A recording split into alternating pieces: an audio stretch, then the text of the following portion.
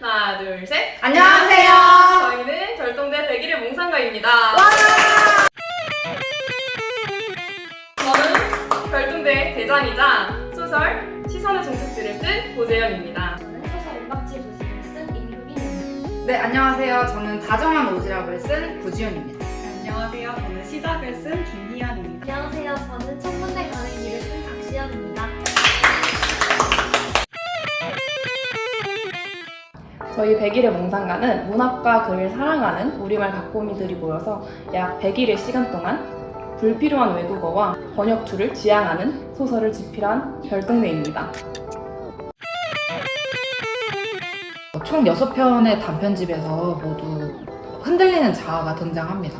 그래서 그 흔들리는 자아를 흔들리는 별이라고 표현을 했고요. 그리고 흔들리는 과정 속에서 모두 자기 확신이 부족한 의심을 하게 되는데 모두 다른 의심을 하게 되거든요. 그래서 흔들리는 별들이 의심을 한다. 이런 의미에서 흔들리는 별의 의심법이라고 책 제목을 정하게 되었습니다. 안녕하세요. 표지를 제작한 박시연입니다. 저는 책 표지에 6개의 단편들의 이야기를 담고 싶었기에 이러한 표지를 그리게 되었습니다. 표지 그림을 제일 많이 차지하고 있는 것은 당연 우주와 별인데요. 책 제목과도 연관됩니다. 저는 책 속에 나오는 인물들이 모두 별이라고 생각합니다. 그 별은 흔들릴 때도 있지만 자신만의 빛을 내기 위해 흔들리는 것이라고 느꼈고 갈등과 고통은 꼭 필요하다고 생각합니다. 표지 밑에는 망원경과 망원경을 보는 아이가 있고 밀밭도 있습니다. 이 요소들도 각각의 단편들에 나오는 것이기 때문에 담아보았습니다. 망원경으로 별빛을 보는 아이처럼 우리도 언제나 밝은 빛을 향해 가는 존재이길 바랍니다. 이유가 없음이라고 표현하고 싶어요. 그 이유는 소설에는 이유 없이 말을 하지 않고 그리고 이유 없이 죽으려는 두 인물이 나오는데 보통 소설들을 보면 뭔가 굉장한 이유가 있어서 말을 잃게 된다던가 아니면 죽을 결심을 하게 되는데 저는 조금 그런 기승전결을 깨보고 싶은 마음이 있어서 어떤 사람들은 정말 아무 이유 없이 그런 큰 선택을 할 수도 있다 이런 이야기를 하고 싶어서 이 소설을 쓰게 됐고요. 그래서 5글자는 이유가 없음으로 정하게 됐습니다. 제 소설을 5글자로 소개한다면 끝없는 마음입니다. 주인공으로부터 시작된 작은 진동은 인물들에게 여러 따뜻한 마음을 남겼습니다. 끝없는 우주를 관찰하는 따뜻한 마음들의 이야기를 지켜봐주세요. 저는 제 소설을 한 장짜리 법 이렇게 5글자로 표현을 하고 싶습니다. 제 소설에는 2명의 백수 청년이 등장을 하는데요. 이 2명이 소위 말하는 부자 동네에 가서 그들이 버린 물건을 다시 되팔아서 돈을 버는 그러한 이야기입니다. 이 과정에서 두 청년은 화려해 보이고 또 행복해 보이던 그런 부자 동네의 씁쓸한 이면을 알게 되는 이야기인데요. 그들이 발견한 씁쓸함이 어떤 것일지 궁금하시죠? 네, 재밌게 읽어봐 주시면 감사하겠습니다. 저는 제 작품을 5글자로 표현해보자면 지친 우리들이라고 표현을 하고 싶습니다.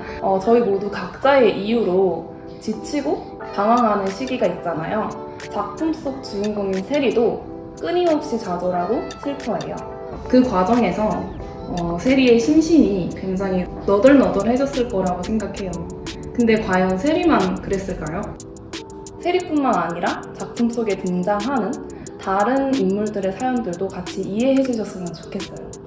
네, 저는 제 소설을 맞아 아니야 라는 5글자로 표현을 해보았는데요. 소설에서는 맞아와 아니야 두 마디로만 이뤄지는 대화가 등장을 합니다. 이 두 사람이 대화를 주고받으면서 보내는 눈빛 그리고 주고받는 감정들에 주목해서 소설을 읽어주시면 좋을 것 같습니다. 바람이 몰고 온 파란이라는 제 소설은 당연은 없다 라는 5글자로 정리해 볼 수 있습니다. 제 소설이 자신을 둘러싼 당연함에 대해 의심하고 그 속의 부자연스러움을 무너뜨리고 또 나아가 귀엽고 세상을 뒤흔드는 인물들의 이야기를 담고 있기 때문입니다. 저는 희연님의 시작을 꼽았는데요. 이겁니다. 이렇게 그린 이유는 우선 시작 그 작품 안에서 두 인물이 계속해서 서로에게 맞다 아니다를 반복해서 말하거든요. 근데 그게 처음부터 끝까지 계속 반복이 되다 보니까 나중에는 누가 맞고 누가 틀린 거지? 이런 생각에 엄청 헷갈려요. 그래서 읽는 내내 조금 머리가 아팠다. 그래서 이렇게 머리가 팡 터지는 그런 그림을 그려봤고요. 저는 그 작품을 읽고 약간 신념이 엮이면 조금 강렬한 인상을 받을 수 있다라고 생각한 게 나는 맞고 너는 틀리다를 계속 반복해서 보여주기 때문에 그래서 더 기억에 많이 남는 것 같습니다. 저는 재영님의 시선의 종착지를 그림으로 그려보았습니다.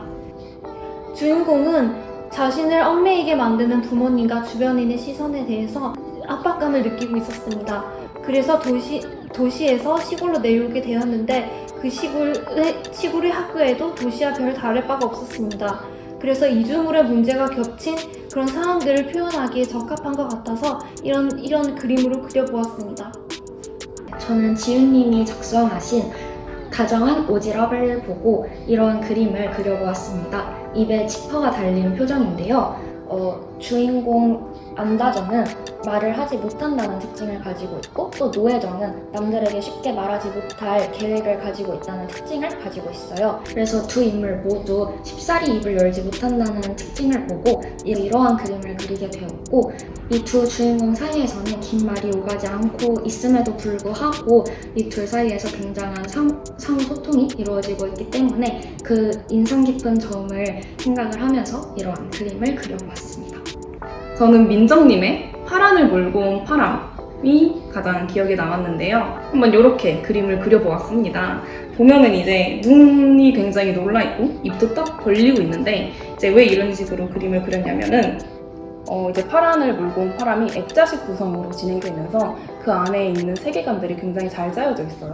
그래서 정말 100일이라는 시간 동안 어떻게 이렇게 완벽한 세계관으로 흥미진진하게 전개를 잘 마무리 지었을까라는 그런 감탄의 의미로 입을 벌리고 있는 그림을 그려보았습니다. 네, 저는 효빈 작가님이 쓰신 은박지 도시라는 소설이 인상 깊었는데요. 그 소설을 읽고 저는 이런 그림으로 표현을 해보았어요. 우선 저는 소설을 읽고 정말 말을 이었습니다. 왜냐하면 소설 자체가 너무 흥미진진하고 저도 막 몰입을 해서 끝까지 후루룩 읽었는데 이제 주인공들이 맞이하는 그런 결말에 저도 함께 허탈함과 씁쓸함을 느꼈었어요. 주인공들은 소설 속에서 자신이 동경하던 화려한 도시가 사실은 속이 텅 빈 그냥 껍데기만 번지르르한 은박지 같다라는 것에 씁쓸함을 느끼는데요. 마치 이 모습이 우리가 살고 있는 도시랑 비슷하다는 느낌을 받았고 이런 도시를 구현해낸 우리 작가님의 필력에 감탄해서 말을 잃었습니다. 네, 저는 시연님의 천문대 가는 길을 이모티콘으로 표현해봤습니다. 악수 이모티콘인데요. 이 소설에서는 수아를 우주로 끌어당긴 정라, 별에 대한 용기를 바탕으로 수아를 끌어당긴 솔, 별을 그려보자는 말로 수연을 끌어당기고 또 멀어진 미소를 다시금 제 주변으로 당겨오고자 하는 수아까지 정말 수많은 끌어당김이 나타납니다. 이러한 별을 사이에 두고 벌어지는 연결들을 악수, 즉 힘을 주어 끌어당기는 손으로 표현해보았습니다.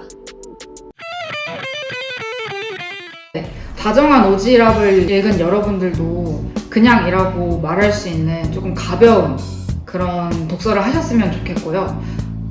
저희 100일의 몽상가 많이 사랑해주세요. 제 소설은 다정히 살고 있는 모든 마음들에게 바치는 소설들입니다. 환한 여름날이 되시길 바랍니다. 네, 제가 좋아하는 소설을 매개체로 이렇게 글풍대원분들과 또 독자분들과 만나뵙게 되어서 상당히 반갑고 또 다른 곳에서 다시 만날 기회가 있었으면 좋겠습니다. 저는 독자분들이 이 책을 읽고 우리의 미성숙한 계절을 잘 보듬어 주셨으면 좋겠어요. 외면하지 말고 여러분들의 시선이 닿는 곳을 믿었으면 좋겠다라는 생각이 듭니다. 네, 저희 6명의 작가님들이 각자 정성을 다해서 100일 가까이 되는 시간 동안 열심히 글을 썼습니다. 약간 미숙하더라도 즐겁게 봐주셨으면 감사하겠습니다.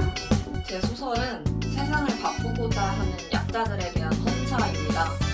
쓰러져도 좋으니 서로 손을 내밀고 또 내밀어진 손을 잡으면서 나아갑시다. 지금까지 100일의 몽상가들이었습니다. 저희 흔들리는 별의 의심법 많이 사랑해주세요. 안녕!